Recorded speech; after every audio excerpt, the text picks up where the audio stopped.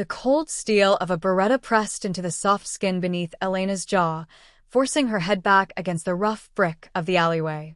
Dante's breath smelled of peppermint and expensive bourbon, a sharp contrast to the stench of garbage and rain-slicked asphalt.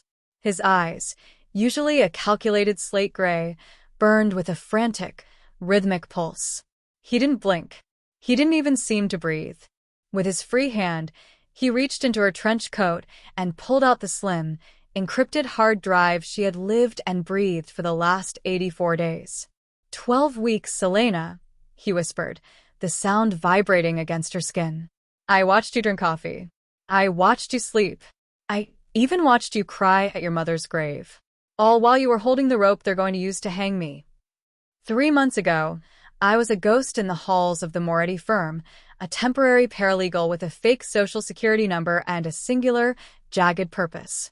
I came for the evidence that would bury the man who incinerated my father's legacy, but I ended up caught in the gravitational pull of the devil himself. This isn't a story about a heist. It's a chronicle of the moment the hunter realizes the prey has been wearing his heart like a trophy. If you've ever wondered how far a woman will go to settle a blood debt, you're looking at the wreckage. Elena shoved back against the brick, her fingers clawing at the damp mortar. She didn't plead. She didn't scream. She watched Dante's thumb slide over the safety of the weapon. For 12 weeks, she had curated a perfect, bland persona. She was the girl who liked lukewarm tea and organized files by date. In reality, she was a master of the long bleed, siphoning data through a hidden partition in the firm's main server. She had moved $3 million of Dante's laundered, clean funds into offshore accounts held by the families of his victims. Dante's jaw tightened. He lowered the gun an inch, his gaze tracking the small, jagged scar on Elena's collarbone, the one she had received the night his family's warehouse went up in flames. The firm is crawling with federal agents, Elena. They're tearing the floorboards up. And they're looking for you as much as they're looking for me. The sound of a distant siren cut through the rain. Dante grabbed her arm, his grip bruising through the fabric of her coat. He didn't lead her toward the street. He pulled her toward the heavy steel door of the abandoned textile mill at the alley's end. He punched a code into a rusted keypad. The door groaned open, revealing a cavernous space filled with the skeletal remains of looms and the heavy scent of dust. You think the feds are your exit strategy? Dante threw the hard drive onto a workbench. The plastic clattered against the metal. They don't want the evidence, Elena. They want the woman who stole it so they can trade her to the syndicate for a bigger catch. You didn't just steal from me. You stole from the men who own the feds. Elena finally found her voice, though it was a dry rasp. Then we're both dead. But only one of us deserves it. Dante stepped into her space, his chest brushing hers. He pulled a second drive from his pocket, identical to the one she had stolen. He held it up between them. I swapped the drives a month ago. You've been protecting a brick of plastic and empty code for 4 weeks. Elena felt the air leave her lungs. The drive she had risked everything for, the one she had slept with under her pillow, was a dummy. Dante had known. He had let her play her game. He had let her believe she was winning while he moved the real pieces across the board. Then why wait until tonight? She asked, her eyes searching his for a crack in the granite. Dante reached out, his leather glove grazing her cheek. Because tonight is the only night the exit tunnel is open. And because I wanted to see if you'd actually try to leave me. The steel door behind them shivered under a heavy blow. The sound of a battering ram echoed through the hollow mill. Flashlights flickered through the high, cracked windows. Dante grabbed a duffel bag from beneath the workbench and shoved a heavy, suppressed pistol into his waistband. He didn't look at the door. He looked at the floorboards near the back of the mill. If you believe Elena's survival is worth more than the vengeance she's been carrying, hit the like button so her path to the light stays open. Dante kicked aside a pile of rotted canvas, revealing a heavy iron ring set into the floor. He heaved the trapdoor open. A blast of cold, damp air hit them, smelling of river water and old moss. He didn't ask her to follow. He descended the ladder into the dark. Elena looked at the mill door. The hinges were screaming. Dust shook from the ceiling. She could see the silhouettes of tactical gear through the frosted glass. She took the ladder. The tunnel was narrow, a brick-lined artery that ran toward the river. Water dripped from the ceiling, soaking into Elena's hair. Dante moved with the silence of a shadow, his flashlight beam cutting a narrow path through the gloom. They walked for 20 minutes, the sound of their own footsteps the only rhythm in the dark. "My father didn't just die in that fire, Dante," Elena said to his back. "He was chained to the desk. I found the links in the ash." Dante stopped. He didn't turn around. The flashlight beam wavered. "I wasn't the one who held the keys, Elena. I was the one who tried to cut the chain. The scar on my hand? That wasn't from a car accident." He turned, holding the light beneath his chin. He showed her his palm. A thick, rope-like scar ran from his wrist to his thumb. It was a burn mark, identical in texture to the one on her collarbone. "My father ordered the hit. I tried to pull yours out, but the ceiling came down before I could reach him." The revelation hit like a physical blow. 12 weeks of hate began to fray at the edges. She had spent a decade building a monument of rage against a man who had been a child in the same fire. The tunnel ended at a rusted grate overlooking the river. The water was a churning black mass under the city lights. Dante pulled a set of bolt cutters from his bag and snapped the lock. The grate swung open. A small, matte black inflatable boat bobbed in the shadows beneath the pier. "The real drive is in the bag," Dante said, handing her the heavy duffel. "It's got everything. The names, the bank codes, the locations of the syndicate's black sites. It's your father's justice. All of it. What about you?" Dante looked back at the tunnel. The sound of distant barking, K9 units, filtered through the brick. "I'm the distraction. I head for the bridge. They follow the thermal signature of my phone. You take the boat. In 5 miles, there's a dock with a silver sedan. The keys are in the exhaust pipe. You won't make it to the bridge." Dante's hand slipped from hers, the friction of his leather glove the last thing she felt before the current caught the boat. He stood at the edge of the tunnel's mouth, a black silhouette against the damp brick, and then he was gone, running back into the dark. Elena didn't look at the duffel bag. She didn't look at the hard drive. She gripped the oars until her knuckles turned the color of the river foam. The water was a freezing, churning throat. She stayed close to the pylons, her heart hammering a frantic rhythm against her ribs. Above, the city was screaming. Blue and red lights licked the undersides of the bridges like tongues of fire. She heard the hollow thwump thwump thwump of a helicopter hovering over the textile mill. They were looking for 2 bodies. They didn't know one was already a ghost. 5 miles felt like 50. By the time the wooden dock of the safe house appeared through the fog, Elena's arms were leaden, her fingers frozen into hooks. She dragged the boat under the pier and hauled the duffel bag onto the wet wood. Her breath came in ragged, white plumes. She found the silver sedan exactly where he said it would be. Her fingers fumbled beneath the exhaust pipe, burning slightly on the lingering heat of the metal until her nails caught the magnetic key box. She slumped into the driver's seat, the smell of new leather and stale cigarettes filling her senses. She didn't start the engine. She opened the duffel bag. Beneath the real hard drive and a stack of forged passports lay a small, velvet-lined box. Inside was a burner phone and a single, handwritten note on the firm's stationery. "The evidence isn't for the feds, Elena. If you give it to them, the syndicate will have it before you leave the building. Look at the last file. It's titled The Architect. If you believe that the truth is a weapon that can only be fired once, hit the like button so Elena's aim stays true." She plugged the drive into a hidden port in the car's dashboard. The screen flickered to life, scrolling through thousands of lines of code until it hit the file. She clicked. It wasn't a spreadsheet or a map. It was a video file, a grainy security feed from a night 10 years ago. The timestamp matched the night of the warehouse fire. She saw her father, his face frantic, shackled to a massive iron desk. But the man holding the matches wasn't Dante's father. He wasn't even a member of the syndicate. He was wearing a uniform, a high-ranking officer of the very federal task force currently investigating the Moretti family. The revelation turned Elena's blood to slush. The people she was supposed to run to were the ones who had lit the match. Dante hadn't been hiding the evidence from her. He had been hiding it from the world to keep her alive. Because as long as she didn't know the truth, she wasn't a target. Suddenly, the burner phone in the bag buzzed. No caller ID. She answered, her voice a ghost of itself. Dante? He's a little busy right now, a voice rasped. It was a voice like sandpaper on bone. He's currently hanging from a hook in the very warehouse where your father died. He says he wants to see you one last time. We're inclined to agree. The line went dead. Elena looked at the dashboard. She had the passports.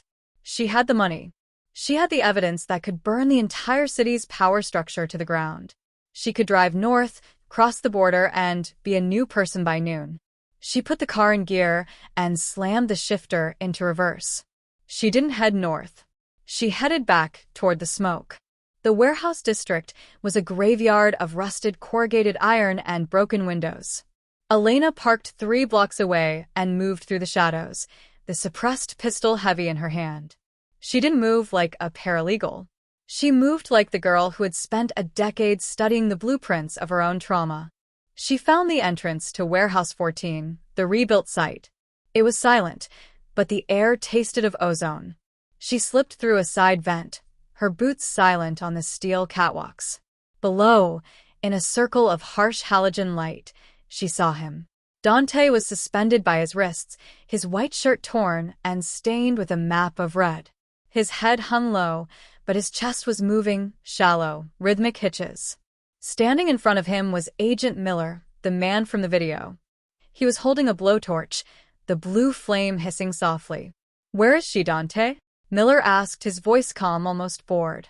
"She has the drive. If she opens it, we all go into the furnace. Tell me where the silver sedan is parked, and I'll put a bullet in your brain instead of your lungs." Dante raised his head. He spat blood onto Miller's polished shoes. "She's already gone." "No, she isn't," Elena whispered from the shadows of the catwalk. She didn't wait for Miller to turn. She fired. The first bullet shattered the halogen light, plunging the floor into chaos. The second hit Miller's shoulder, spinning him around. The blowtorch fell to the floor, the flame licking the dry wooden pallets. Elena dropped from the catwalk, landing with a jarring thud on the concrete. She moved through the dark, the flash of Miller's return fire lighting up the room like a strobe.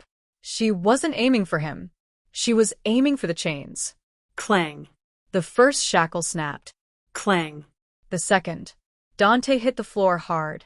Elena was over him in a second, shielding his body with hers as Miller's team closed in from the loading docks.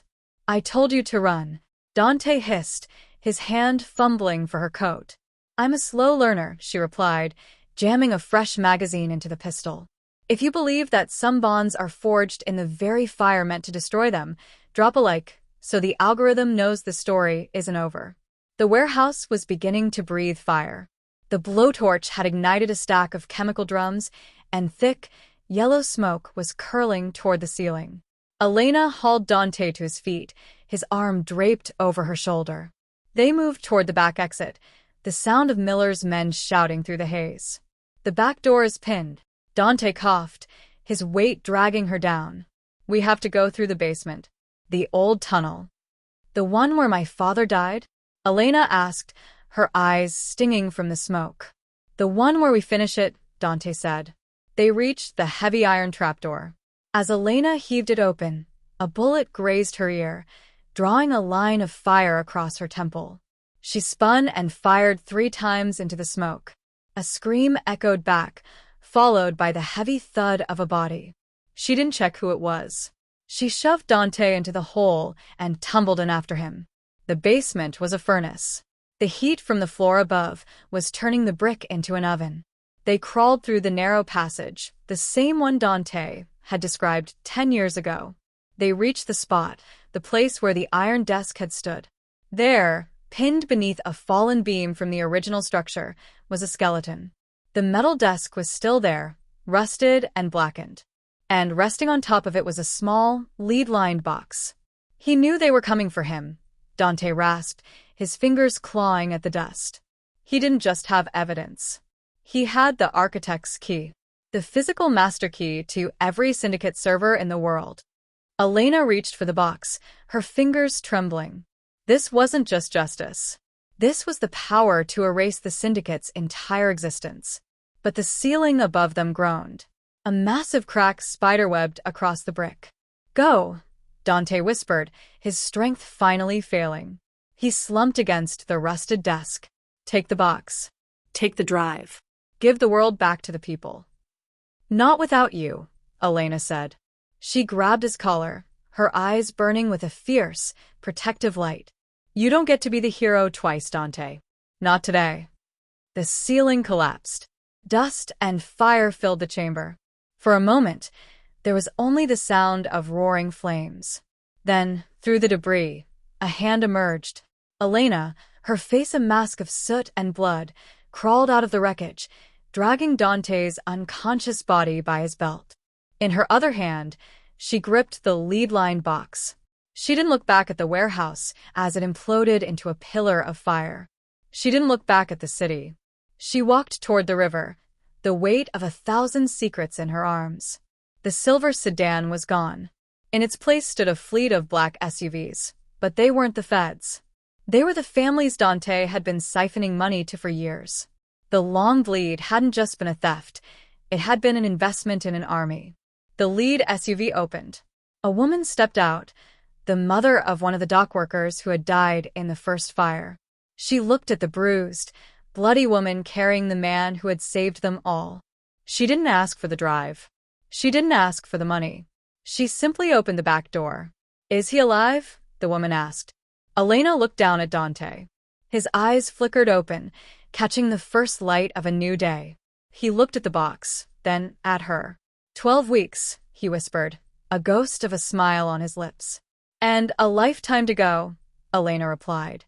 If this story broke your heart and put it back together again, hit the like button so I know to tell more stories like this. Subscribe to join the movement against the architects of the dark. The car sped away, disappearing into the morning mist. The warehouse was a pile of ash, and with it, the names of the guilty were gone. But in the back of a black SUV, a woman who was once a ghost held the hand of a man who was once a devil. The evidence was safe. The architect was dead. And for the first time in 12 weeks, Elena didn't have to steal a second of peace. She just had it. The black SUV carved through the mountain fog, leaving the burning skyline of the city behind. Dante's head rested against the window, his breathing heavy and rhythmic, a jagged sound that filled the small space. Elena sat beside him, the lead-lined box heavy in her lap. She didn't look at the passing trees. She watched the reflection of her own eyes in the dark glass, the eyes of a woman who had finally stopped running. "The drive is useless now," Dante rasped, his voice barely a thread. He didn't open his eyes. Miller was just a finger. "You haven't seen the hand." Elena opened the box. Inside wasn't a digital key, but an old, brass mechanical cipher, a physical device used to decode high-level government transmissions from the 1970s. Beside it lay a folded map of the city's underground water system, marked with red ink. "The hand is the city itself, isn't it?" Elena whispered. Dante finally looked at her, his slate-gray eyes clouded with pain but sharp with a sudden, desperate clarity. "The syndicate didn't build the city. They are the city. Every pipe, every wire, every drop of water flows through a hub they control. The architect didn't just kill your father to hide a crime. He killed him because your father found the kill switch." The SUV pulled into a hidden garage beneath a derelict vineyard. The woman who had been driving, a sharp-eyed loyalist named Clara, killed the engine. "We have 3 hours before the feds track the satellite pings from the warehouse. You need to move." "We're not moving," Elena said, standing up with a newfound authority. "We're broadcasting." She realized then that the 12 weeks she had spent at the firm weren't just about stealing evidence. She had subconsciously memorized the frequency codes for the city's emergency broadcast system. If she could link the brass cipher to the digital drive, she wouldn't just be sending a file to the feds, she would be projecting the truth onto every screen in the state. But the syndicate had a fail-safe. As Elena began to set up her equipment on a weathered oak table, the power in the vineyard flickered and died. The hum of a high-altitude drone vibrated through the roof. "They're here," Clara hissed, drawing a suppressed submachine gun. If you believe that the truth is a light that can never be fully extinguished, hit the like button so Elena can find the power to finish the broadcast. The vineyard was no longer a sanctuary. It was a cage. The sound of heavy boots crunched on the gravel outside. Dante tried to stand, his legs buckling, but Elena caught him. She shoved the brass cipher into his hands. I need the sequence. Now. While Dante worked the rings of the ancient device, Elena grabbed 2 car batteries and a set of jumper cables. She wasn't an engineer, but she had spent months watching the firm's technicians. She bypassed the building's main breaker, hardwiring her laptop directly to the batteries. The screen flickered to life, the blue light casting long, skeletal shadows against the wine barrels. Sequence set, Dante gasped, his fingers trembling as he held the brass rings in place. The code is October 24th, 74. The date of the fire. Elena entered the numbers. A progress bar appeared on the screen. Uploading TO emergency frequency. 10%. 20%. The front door of the vineyard exploded. A flashbang grenade rolled across the floor, erupting in a blinding white light and a deafening roar. Elena dove behind a barrel, her ears ringing. Through the haze, she saw silhouettes in tactical gear. Not Miller's men, but a specialized cleanup crew sent by the true architect. Clara returned fire, the rhythmic thud-thud-thud of her weapon providing a grim backbeat to the chaos. But there were too many of them. Elena, get to the roof, Dante shouted, crawling toward a crate of old vintage bottles. He grabbed a flare gun from Clara's tactical vest. The transmitter is on the weather vane. You have to manual sync the signal. Elena didn't hesitate. She grabbed the laptop and the cipher and scrambled up the rusted iron ladder to the loft. The air outside was freezing, the wind whipping her hair into a frenzy. She reached the weather vane, a massive iron structure shaped like a hawk. She saw the drone now, a predatory black shape hovering 500 feet above. It wasn't just observing. A red laser, a tracked across the shingles, searching for a target. Come on, she hissed, plugging the laptop into the weather vane's terminal. 80%. 90%. A bullet shattered the shingles inches from her hand. She looked down. Agent Miller, his shoulder bandaged and his face a mask of bloody fury, was climbing the ladder. He wasn't bored anymore. He was desperate. Give me the cipher, Elena, Miller screamed over the wind. The architect will give you anything. Money, a new life, your father's name cleared. Just stop the upload. Elena looked at the screen. 99%. She didn't look at Miller. She looked at the city lights in the distance, the thousands of people who were currently sleeping, unaware that their lives were owned by a ghost. My father's name is already clear, Elena said, her voice steady. Because I'm the one carrying it. She hit enter. The drone above suddenly lurched. Across the horizon, the city's lights didn't go out. Instead, they pulsed. Every billboard, every television, every smartphone in a 100-mile radius suddenly displayed the security footage of the fire, followed by the bank records of the architect. The silence that followed was absolute. Even Miller stopped climbing. He looked at his own phone, which was vibrating in his pocket. He knew. The world knew. The drone began to descend, but not to attack. It spun out of control, its command frequency hijacked by the very signal Elena had sent. It crashed into the vineyard's orchard, a spectacular burst of orange flame. If you believe that justice is a debt that always gets paid, drop a like, so the algorithm knows the architect's time is up. Miller reached the top of the ladder, his gun raised. But his hand was shaking. The power he served had vanished in a millisecond of data. He wasn't an agent anymore. He was a criminal on a live feed. Dante appeared behind him in the loft door, leaning heavily on the frame, his face pale but his eyes burning. He didn't fire a gun. He held up a second burner phone. The feds just issued a standing order for your arrest, Miller. And the architect? He just checked into a private flight that was grounded by the Air Force 10 minutes ago. Miller looked from the gun to the city, then back to Elena. He lowered his weapon and sank to his knees on the cold shingles. The hunt was over. Elena walked over to Dante, her strength finally wavering. She leaned her head against his shoulder, the cold brass of the cipher still clutched in her hand. They watched the sun begin to rise over a city that would wake up to a different world. 12 weeks, Dante whispered, his hand finding hers. And the first day of the rest of it, Elena replied. The architect was a memory. The syndicate was a ruin. And the ghost had finally found her voice. If this story gave you the chills, hit the like button and subscribe for more thrillers that push the limits. Leave a comment. Revenge if you think Elena was right to go back for Dante. The sun rose over the vineyard, but it didn't feel like a victory. It felt like a stay of execution. While the world stared at their screens in shock, the power vacuum left by the architect began to pull the city into a violent swirl. Dante and Elena didn't stay to watch Miller be hauled away in handcuffs. By the time the local police arrived, the silver sedan was already deep in the mountain passes, heading for the coast. The city was a hornet's nest, and they were the ones who had kicked it. The broadcast was just the match, Elena, Dante said, his voice stronger now that the adrenaline had cauterized his pain. The fire's going to burn for a long time. The syndicate had subsidiaries, shell companies, and clean men who will kill to keep their piece of the pie. He opened the laptop again.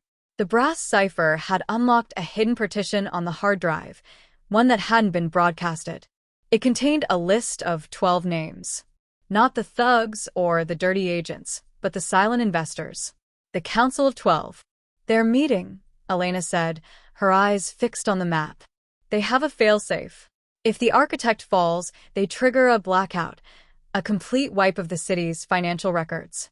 Millions of people would lose their savings, their titles, their lives. They'll reset the game to zero, so they can win again.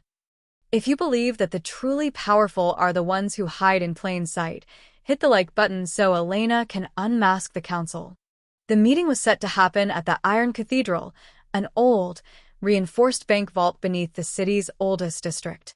It was built to survive a nuclear strike, and its servers were air-gapped, meaning Elena couldn't hack them from the outside. She had to be physically present to jam the reset command. They reached the district under the cover of a sudden, heavy rain. The streets were chaotic, people were protesting, sirens were wailing, and the air smelled of wet ash. Elena wore a stolen technician's jumpsuit, her hair tucked under a cap. Dante, despite his injuries, walked beside her, his hand never leaving the suppressed pistol in his pocket.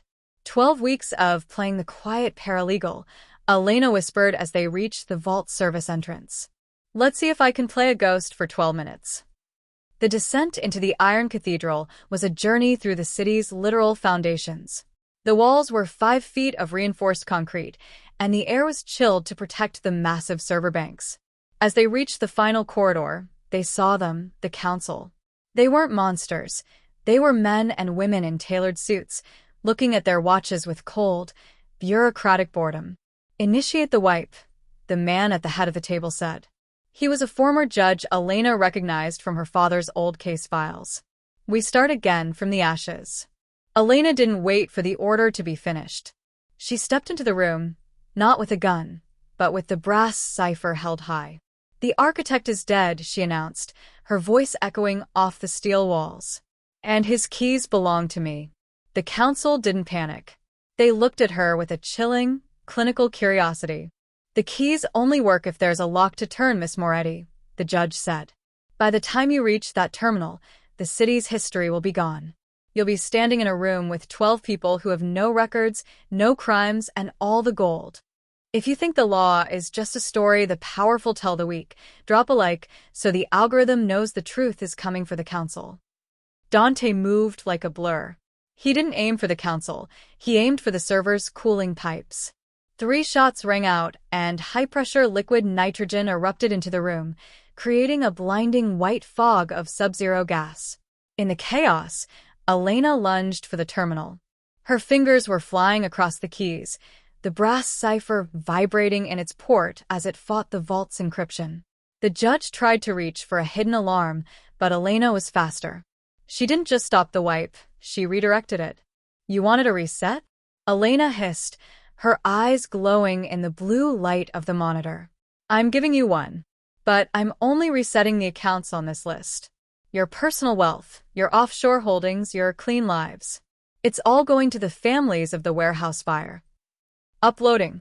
90%. 95%. The judge lunged at her, his hands clawing for her throat, but Dante intercepted him, pinning the older man against the vault door. 10 years, Dante growled. 10 years I watched you eat at my father's table while you planned his execution. Today you starve.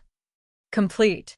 The servers emitted a final, low hum and went dark. The room fell into a terrifying silence. The council members looked at their tablets, their faces turning a ghostly white as they watched their net worths drop to zero in real time. You've destroyed us, one of the women whispered. I've made you equal, Elena replied, pulling the cipher from the port. Now, let's see if you can survive the city you built. They left the council in the dark of the vault. As they emerged into the rain-slicked streets of the city, the sun was finally breaking through the clouds. The sirens were still going, but the message on the billboards had changed. It wasn't the fire anymore. It was a list of names, the council, and the coordinates of where they could be found. Elena and Dante walked toward the river, the weight of the last 12 weeks finally lifting. They didn't have the drive anymore. They didn't have the money.